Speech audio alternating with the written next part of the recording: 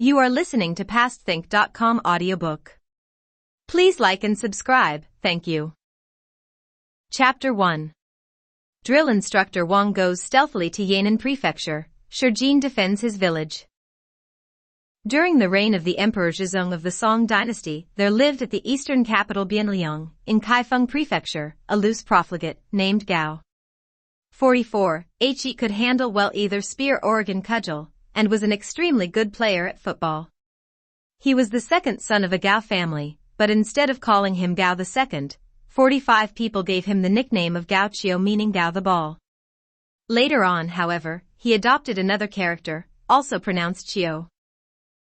He could play well on wood or string instruments, but was no good at poetry or literature.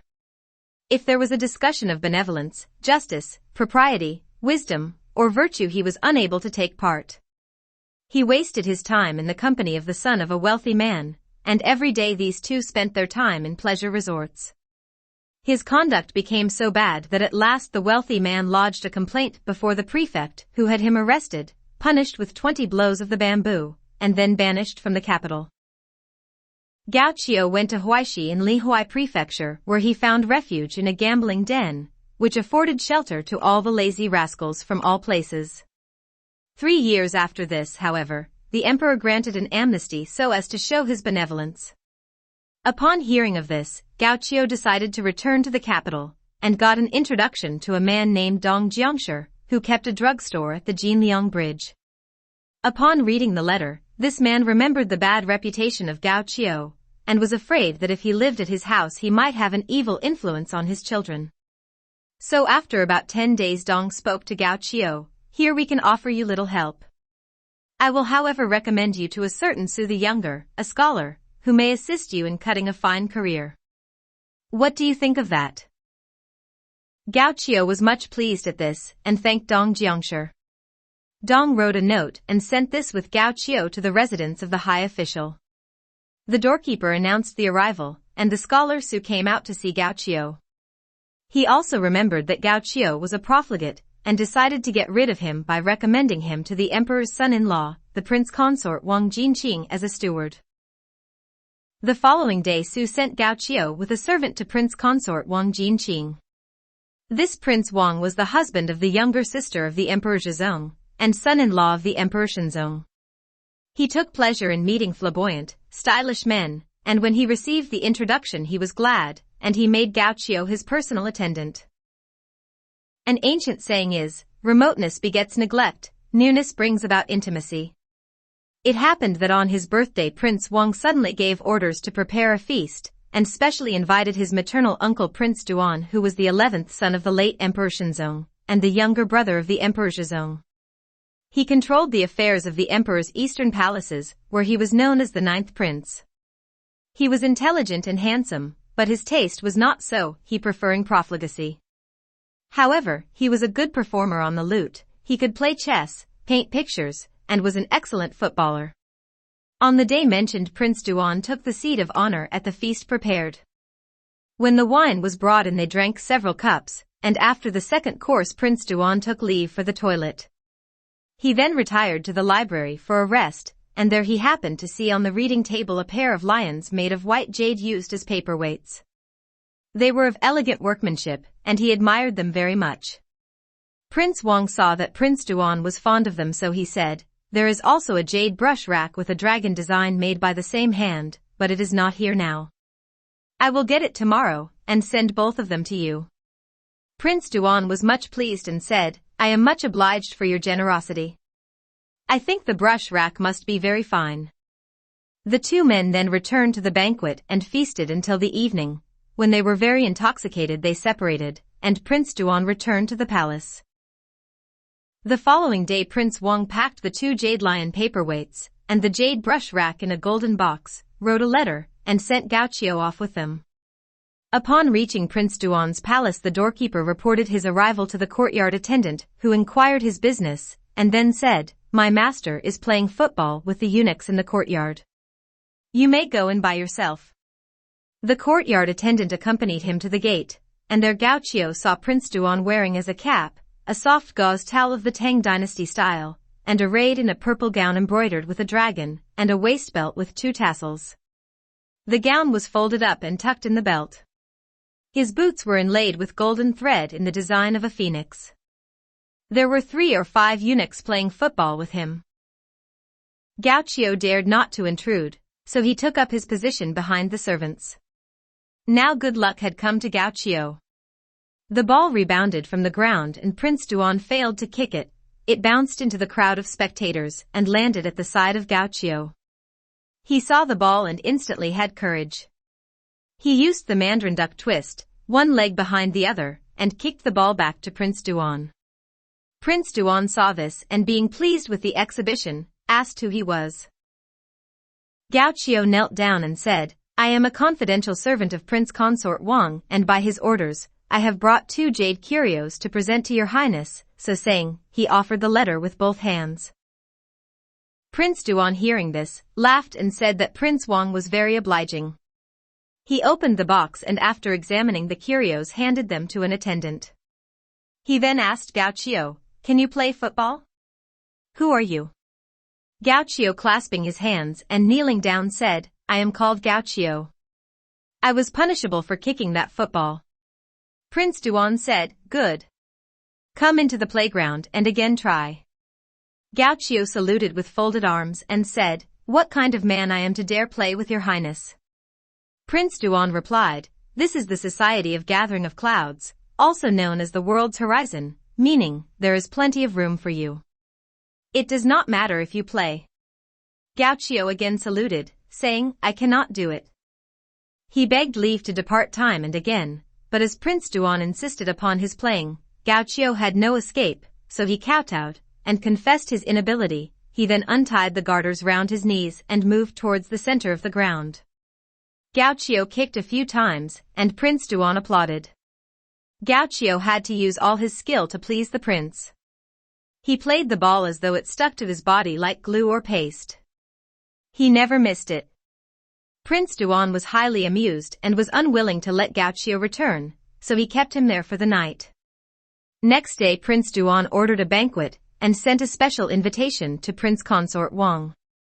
The latter had become anxious at the absence of Gaucho, but upon receipt of this invitation he mounted a horse and went to Prince Duan's palace. Upon entering the banquet hall Duan expressed his gratitude for the curios, and then said, "This man Gaucho kicks equally well with both feet. I should like to have him for my personal attendant, what do you say?" Prince Wang answered, "If you have any use for him, you may keep him." Prince Duan was pleased and offering a cup of wine thanked him. The 2 men chatted until evening. From that time Prince Duan had Gaucho as a special servant, and the latter did his work well. Every day he accompanied Prince Duan, and was always close at his hand. In less than 2 months the Emperor Zhizong died without an heir. A large number of civil and military officials petitioned Prince Duan to become emperor. He ascended the throne with the reign title of Huizong, and known with the Taoist titles of High Priest of Jade Purity, and the Emperor of Subtle Truth. Upon ascending the throne he did nothing remarkable. One day he said to Gaucho, "I want to make you an official. But I cannot promote you unless you have shown your merit. Now I will first tell the Grand Council to record your name as an imperial attendant." Within 6 months Gaucho was raised to Marshal of the Imperial Guard. Before proceeding to his new post he selected a fortunate hour and a lucky day to begin his duties. All the lower officers of various military ranks, both cavalry and infantry, visited him to pay their respects, present their credentials with details of their records.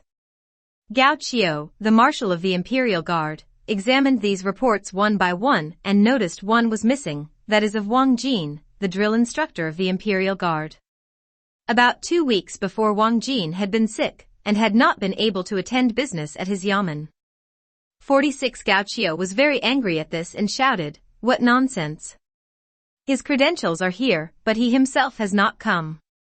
This is disobedience, yet he pretends to be sick at home. Men, have him brought here at once." He forthwith sent men to arrest Wang Jin. Now this Wang Jin had no wife and lived with his mother, who was over 60 years of age. The sergeant spoke to Wang Jin, Marshal Gao Qiu of the Imperial Guard has assumed his post, but has not yet seen you. The adjutant reported that you were sick at home, but Marshal Gao Qiu did not believe this, and has sent me to arrest you. You had better go and see him. If you do not go, I shall be implicated. Wang Jin, hearing this, saw no alternative but to go, in spite of his sickness. Upon entering the door of the headquarters, he saw the marshal at the other end of the hall and kowtowed 4 times, then bowing he called "Noah," a sound to attract attention almost equivalent to saying "waiting your order." Then lifting his head he stood at one side. Marshal Gao Qiu asked, "Are you not the son of Wang Xing who used to be a drill instructor of the whole army?" Wang Jin admitted this. Marshal Gao Qiu then shouted at him, "So it is you. Your father used to sell medicine and exercise the fencing stick to attract a crowd on the street. What military skill have you? But don't be supercilious, because I can court-martial you. You must not dare to presume on your rank and differ from my point of view. On whose influence are you depending? What excuse have you for resting at home?" Wang Jin answered, "I speak the truth. I am certainly sick and have not yet recovered." Marshal Gao Qiu used abusive language and said, "You banished thief. If you were sick, how could you come here?" Then Wang Jin said, "You summoned me here, so I had to come." Marshal Gao Qiu was very angry and shouted an order to the attendants to seize Wang Jin and beat him severely.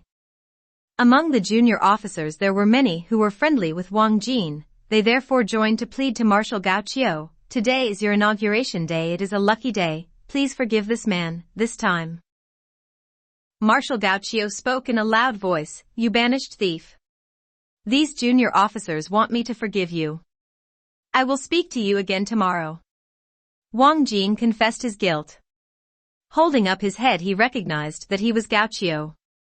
He left the headquarters and heaving a sigh said, "Just now my life is insecure." This Gao Qiu was previously at the capital known as Gao II, head of a gang of lazy men. At that time he was learning to use the cudgels, and my father hit him, and for 3 or 4 months he could not get up from a sick bed. Now he has fortunately become Marshal of the Imperial Guard, and is eager for revenge.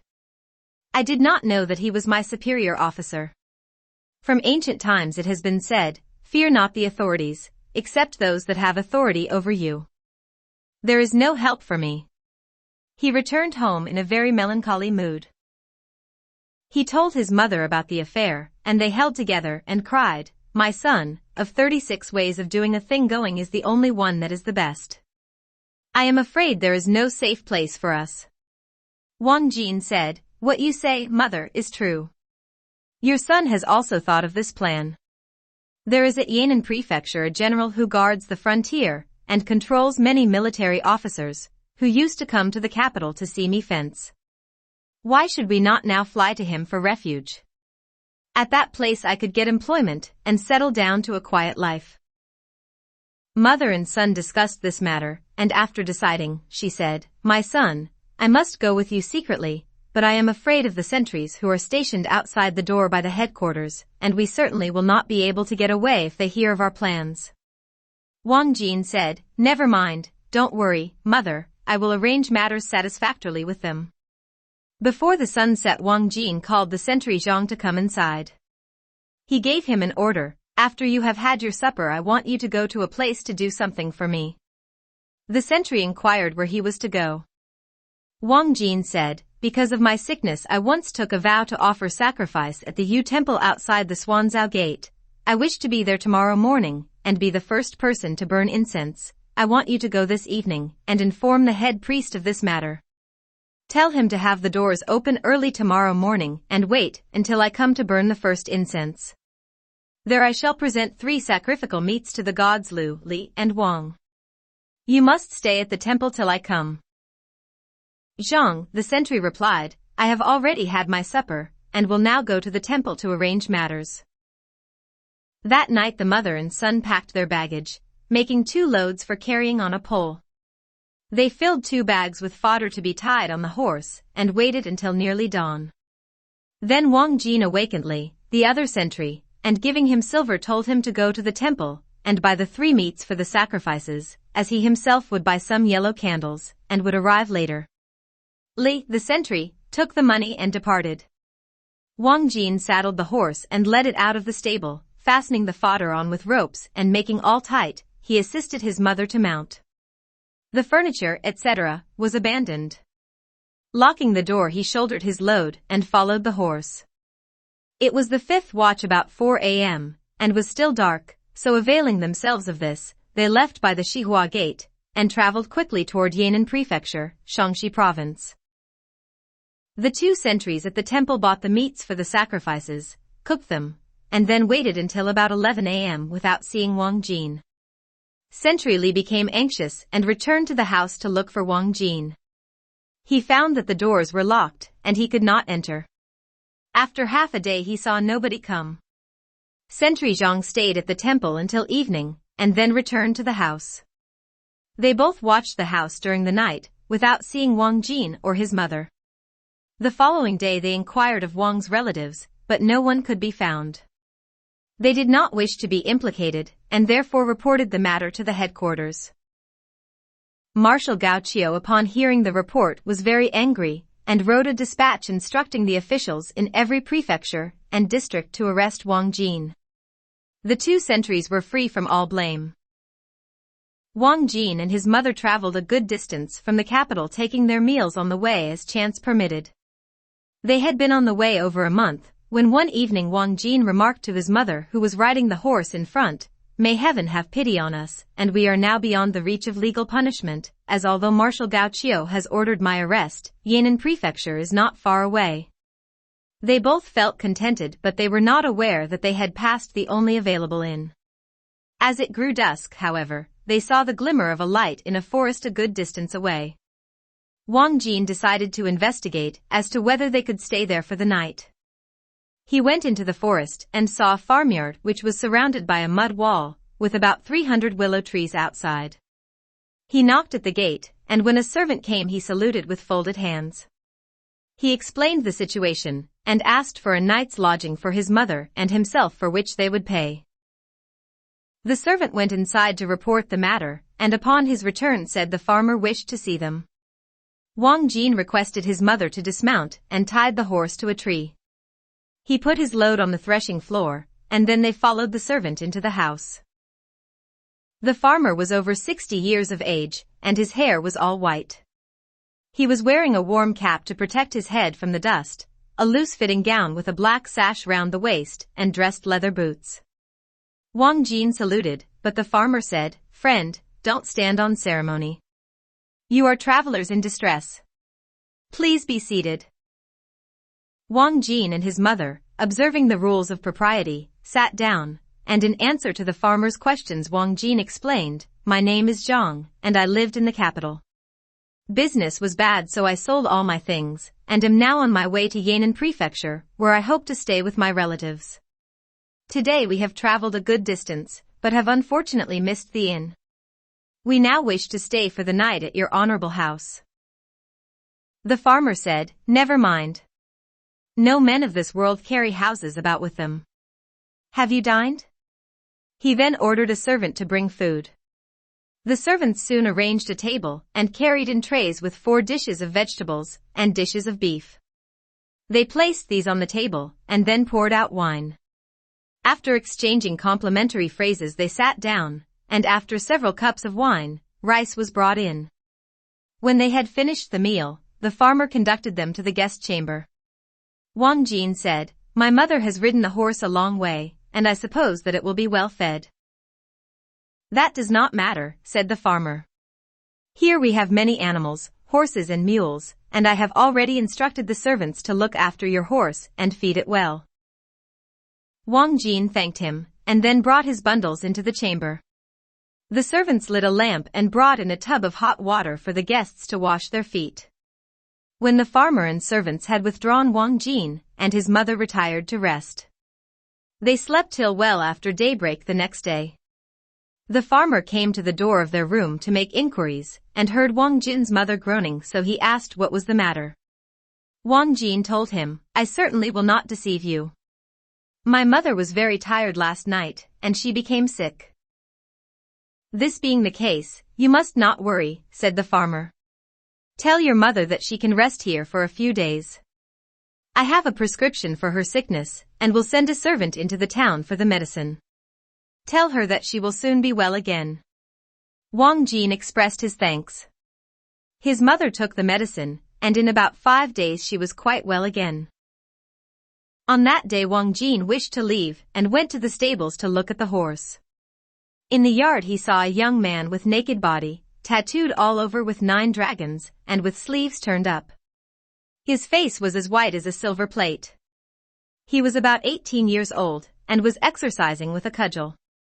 Wang Jin watched him for some time, and then soliloquized, "You use your cudgels very well, but I think it could be improved, as there are better men than you." The young man was angry upon hearing this and said in a loud voice, "Who are you?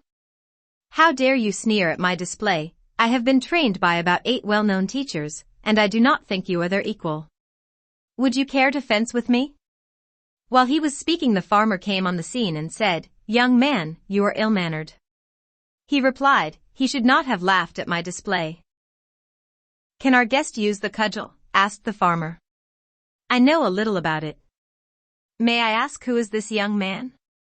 The farmer replied, "He is my son. As he is a young man of this house, I will give him a few lessons if he likes." "That's very good," said the farmer. He then summoned his son to come and pay respects to the guest, but he was unwilling to do this, and instead he became very angry. He said, "Father, do not listen to his stupid talk. If he beats me with the cudgel, then I will pay respects to him as a teacher. If you do not believe that I can do this, let us have a contest with the cudgels." The young man walked to the middle of the yard and picking up a cudgel whirled it round. He addressed Wang Jin, "Come on. If afraid, you will be a coward." Wang Jin only laughed and was unwilling to move. "If you are willing to instruct my son, what objection have you to using the cudgel?" said the farmer. Wang Jin laughed, "I am afraid that I may hurt your son, and that will not do." "That does not matter. Even if you break his arm or leg, that will be his own fault," said the farmer. Wang Jin said, "Forgive me if I make a mistake." He then went to the arms rack and taking a cudgel, went to the center of the yard and stood on guard. The young man seeing this, seized his cudgel and went to strike at him. Wang Jin retreated, trailing his cudgel on the ground. The farmer's son flourished his weapon and pursued him. Wang Jin suddenly turned round and delivered a downward blow.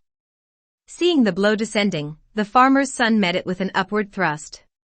Wang Jin stayed his blow, drew his cudgel away, and then with a sudden thrust, struck the young man on the breast, and with a twist, knocked the young man's cudgel out of his hand.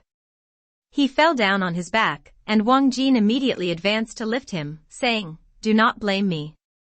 Do not get offended." The farmer's son scrambled up, brought a stool, and requested Wang Jin to be seated.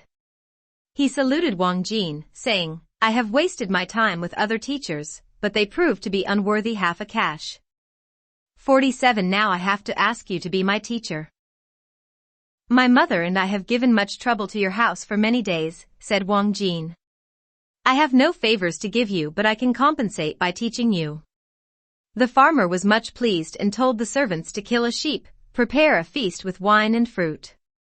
He also invited Wang Jin's mother to attend the banquet. All 4 sat down and drank wine together.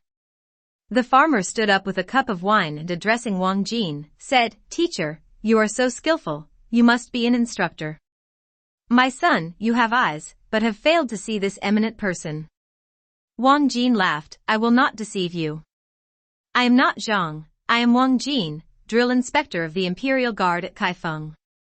Just now a new commander has arrived, Marshal Gao Qiu, and because my father once knocked him down with a cudgel he still harbors resentment against me. As I am his subordinate I cannot dispute with him, so I take my mother to Yan'an Prefecture. It was by chance that I came here and met you.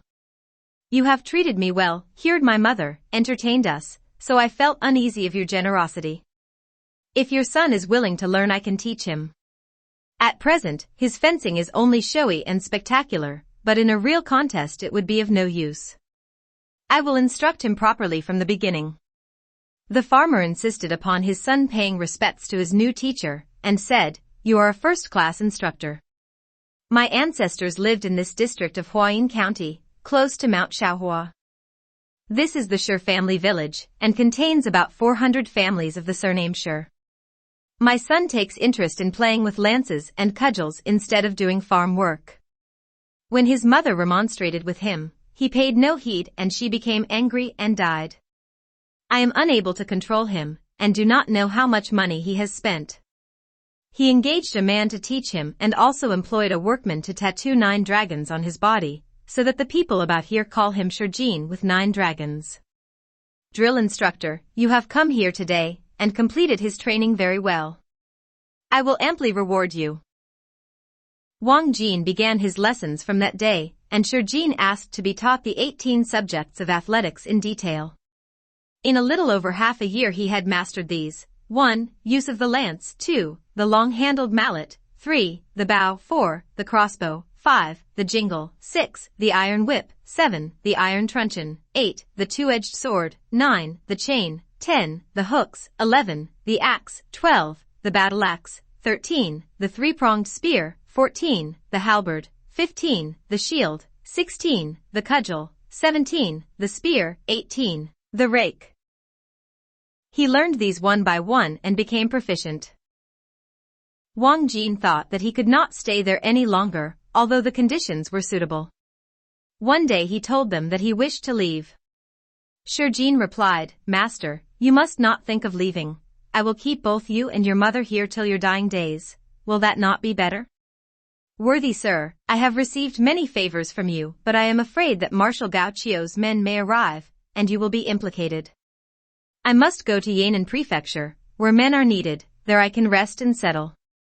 Shurjin spoke to his father, and it was agreed that Wang Jin must stay until they had prepared a farewell feast. They presented him 2 rolls of silk and 100 taels of silver.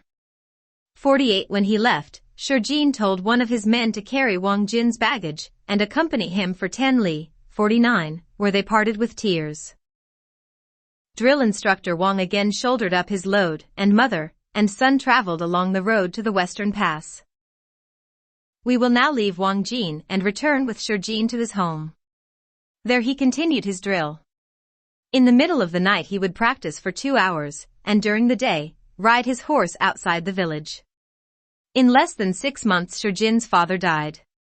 He prepared a coffin and engaged Buddhist monks to conduct the usual memorial services for 7 days. He also asked a Taoist priest to erect an altar, repeat the funeral services, pray for the safe passage of the soul to heaven, attend at the altar for 10 days, and select a lucky and fortunate time for the funeral and burial.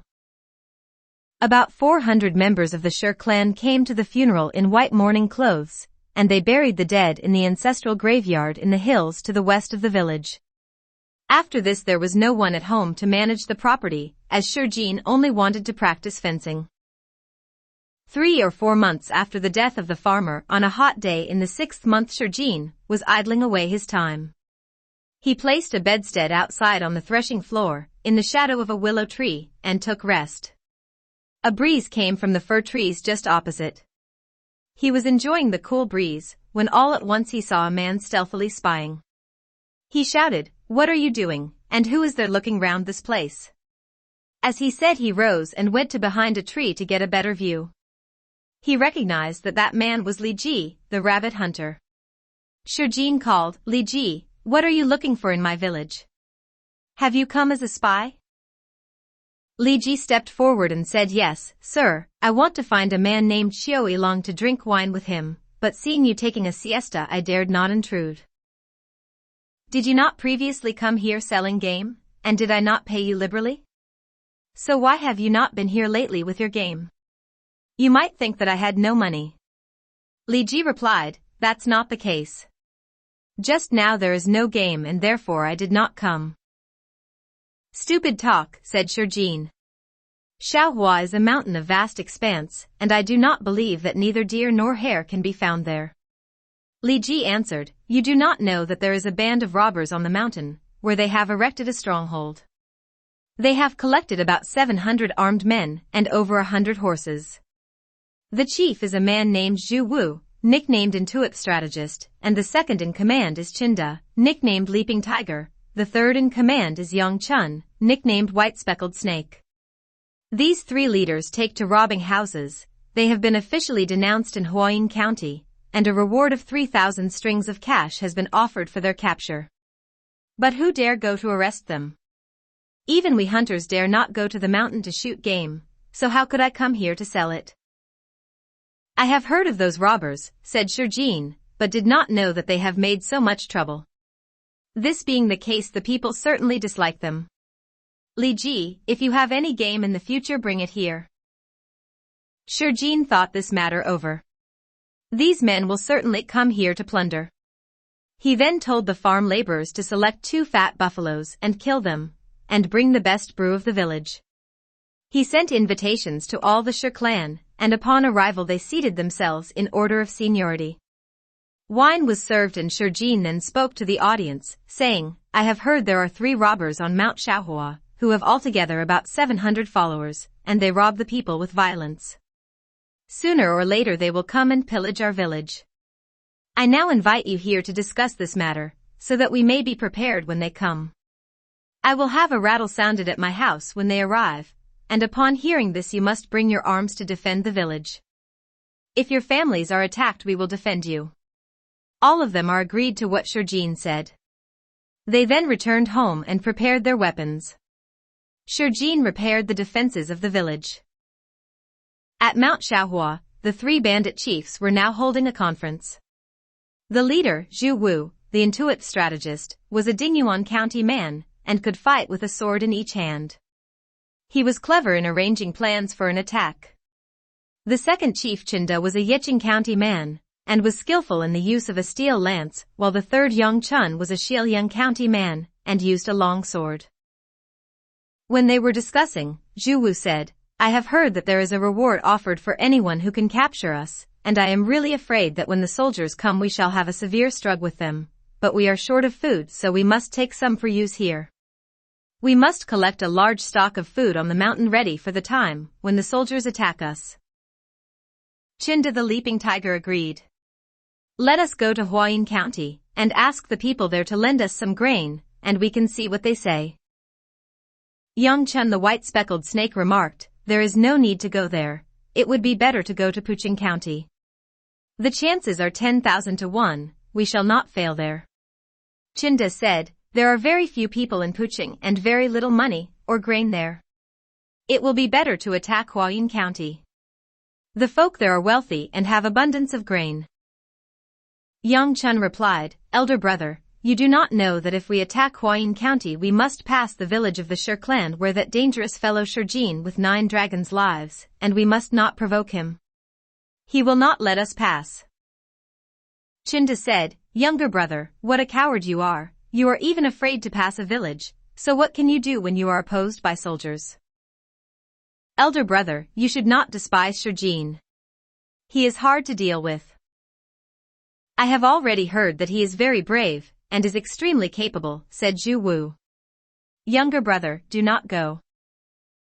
Chinda would not change his mind, and said, you too, shut up.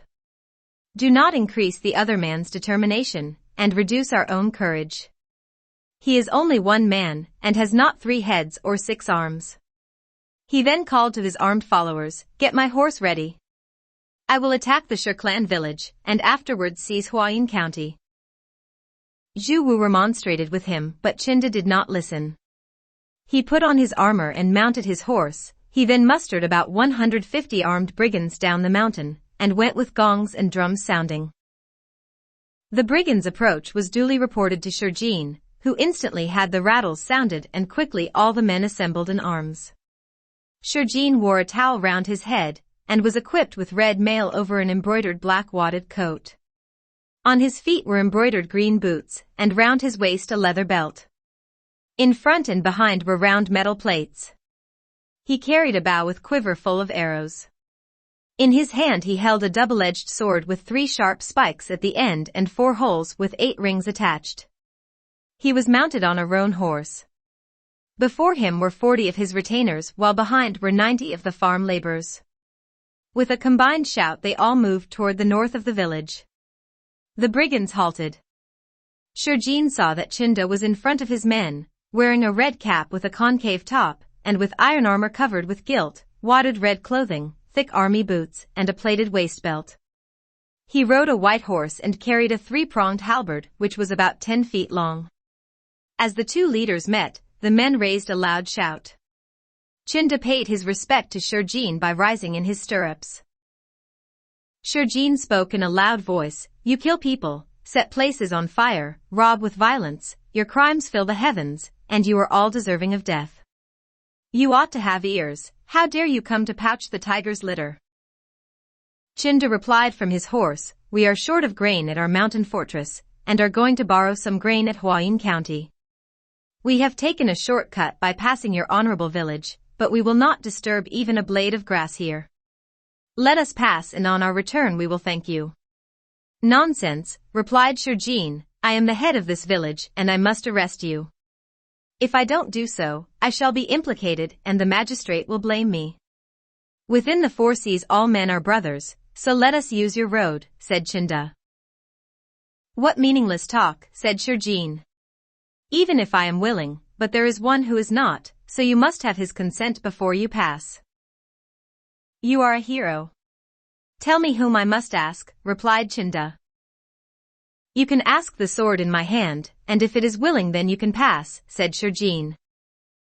Chinda spoke angrily, "You are trying to deceive me, but you should not be presumptuous." Shurjin was also angry, and brandishing his sword, he rode forward to fight. Chinda whipped his horse, thrust forward his three-pronged halberd, and advanced to meet Shurjin. They fought for some time. Then Shurjin thought of a plan, and purposely allowed Chinda to thrust in his halberd. He parried the blow by moving to one side, as Chinda lunged forward.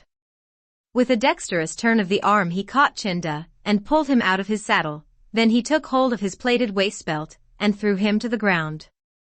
The horse galloped away like a gust of wind. Shurjin told his servants to bind Chinda, and the band of robbers scattered.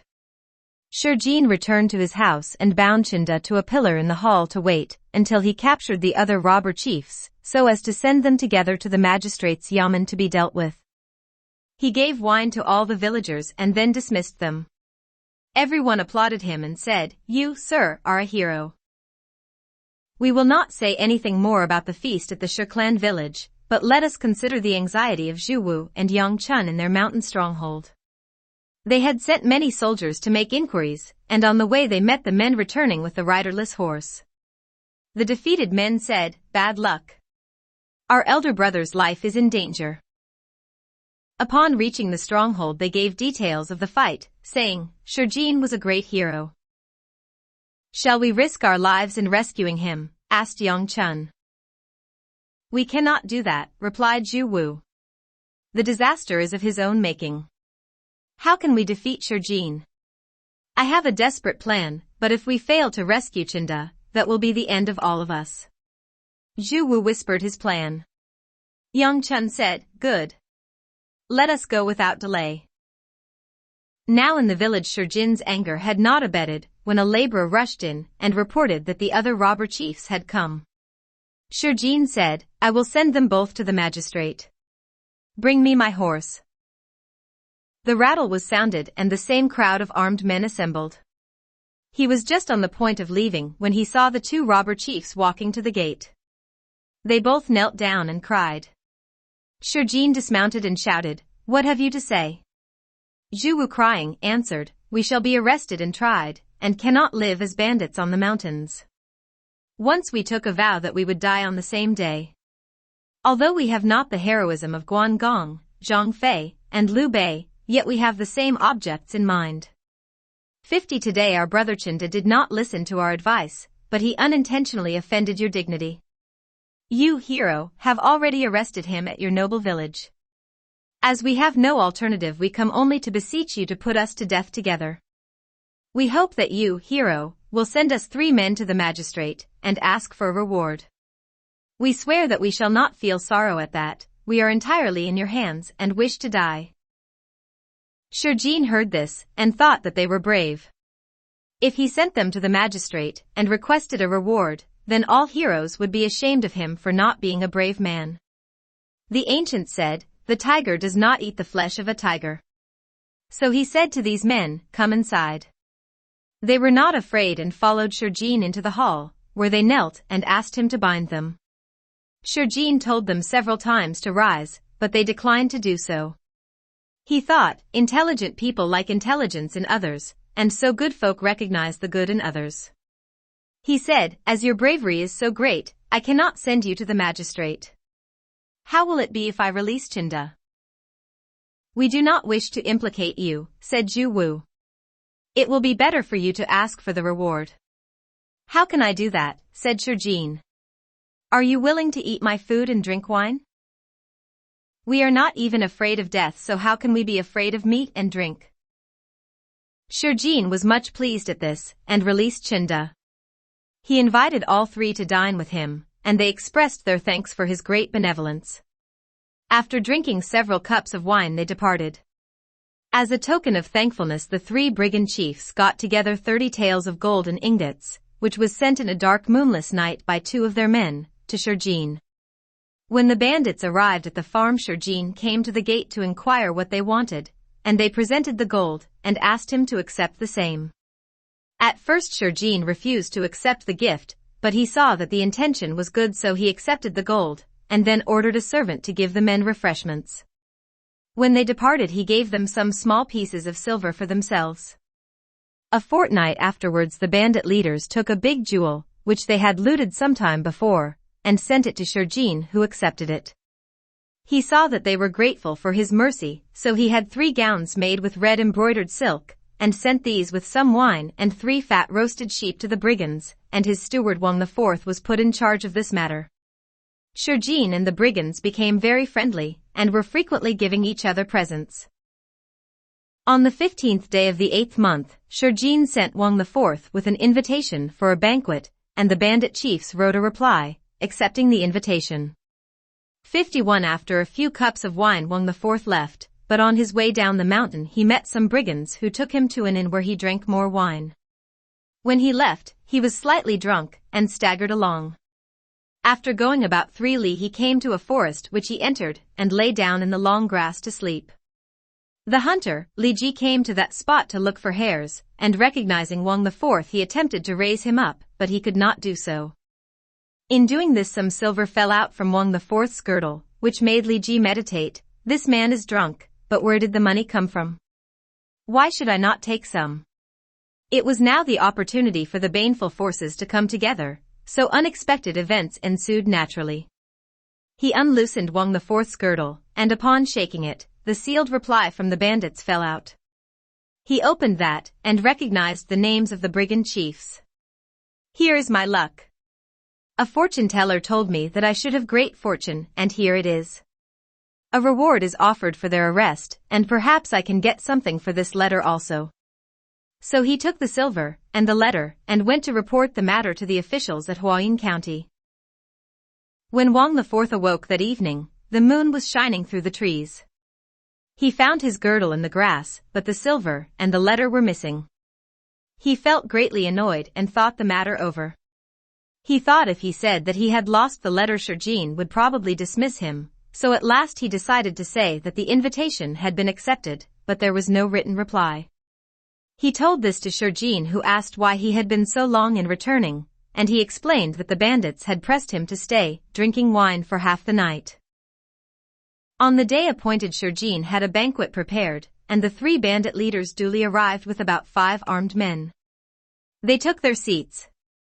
But when they had drunk much wine there was a loud noise and much torchlight outside the gate. Shurjin was startled, and jumping up told the brigands to keep their seats, while he went to see what had happened. He told the servants not to open the gate, and putting a ladder against the wall he looked over. He saw that the county police inspector was on a horse, 2 constables, and about 400 soldiers surrounded the farm. He returned and told the bandits that the soldiers had come evidently to arrest them. Men concealed in the deep of reeds prepared their boats among the lotus leaves. Soldiers sent to capture them did only make them intimate. We will now relate how the brigands made their escape. Footnote 44. A prefecture was a level of government incorporating a number of counties, centered on a prefectural capital city or town. As a general rule, the use of prefecture or county in this edition will refer to the geographic area, which may include that administrative level city or town, for example Yan'an Prefecture. A specific reference to the city or town itself will use the specific name, for example Yan'an. 45. A common appellation, indicating a person's place in the family hierarchy, in this case, the second son of the Gao family. 46. A yamen was the office of a government official or bureaucracy. 47. The Chinese currency of a square-holed coin. 48. Tael was an English expression of the Chinese measure of weight, the liang, approximating an ounce. 49. Li is the Chinese distance equivalent of a mile. 50. The heroes from the historical novel Romance of the Three Kingdoms, who swore an oath of brotherhood. 51. The Mid-Autumn Festival falls on the 15th day of the 8th month in the Chinese lunar calendar.